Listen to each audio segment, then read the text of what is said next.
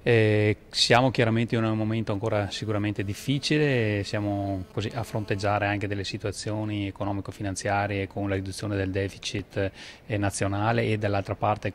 cercando di migliorare la crescita del paese, e quindi credo che sono dati comunque sicuramente confortanti che fanno ben sperare.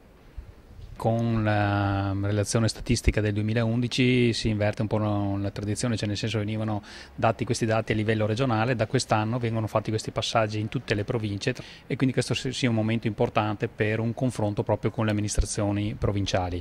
Sono dati sicuramente importanti e significativi. Quest'anno il tema era quello dello sviluppo sostenibile, e sappiamo che la nostra provincia di Vicenza, per quanto riguarda lo sviluppo e l'economia, è una delle prime, se non la prima chiaramente, provincia, perché sia per dati chiaramente economici, sia per dati anche di export, chiaramente ha dati sicuramente importanti e significativi.